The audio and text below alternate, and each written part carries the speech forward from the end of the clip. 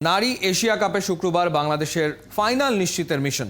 শ্রীলঙ্কার টুর্নামেন্টের প্রথম সেমিফাইনালে টাইগ্রেসদের প্রতিপক্ষ শক্তিশালী ভারত। বিগ ম্যাচে জয়ের জন্যই নামবে ক্রিকেটাররা, আত্মবিশ্বাসী সুরে জানিয়েছেন ক্যাপ্টেন নিগার সুলতানা আর স্পিনার নাহিদা।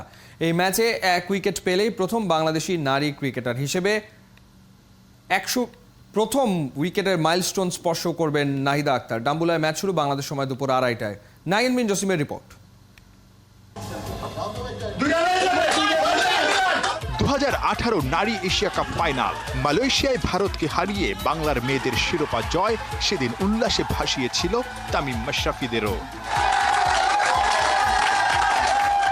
ছেলেরা এশিয়ার শ্রেষ্ঠত্ব স্পর্শ করতে না পারলেও সালমারা সেটা করে দেখিয়েছিল।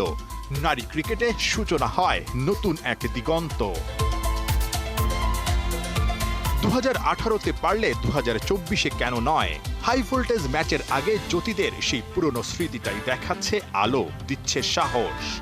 ডেফিনেটলি আমাদের সবার ইচ্ছা ফাইনাল খেলার, কারণ আমরা জানি যে গতবার যখন আমরা এশিয়া কাপ খেলেছি উইন করেছিলাম 2018 সালে, তখন কিন্তু আমাদের উইমেন্স ক্রিকেটের অনেক বড় একটা রেভলিউশন হয়েছে। সো আমাদের টার্গেট তো এটাই থাকবে যেন আমরা উইমেন্স ক্রিকেটের জন্য আরেকটা ধাপ এগিয়ে যাই। অবশ্যই একটা বড় টিমকে যখন আপনি একটা ওয়ার্ল্ড কাপের আগে যখন একটা বড় টিমকে হারাবেন, এটা অবশ্যই একটা কনফিডেন্সের একটা বিষয়। একটা সব টিমের আমাদের টিমের জন্য একটা আত্মবিশ্বাস বেড়ে উঠবে। আমরা চেষ্টা করবো যেন আমরা আমাদের সেরাটা দিতে পারি। আগের ম্যাচেই নিজেদের টি-20 ক্রিকেট ইতিহাসে দ্বিতীয় সর্বোচ্চ রান গড়ে সেমিফাইনাল নিশ্চিত করে টাইগ্রেসরা।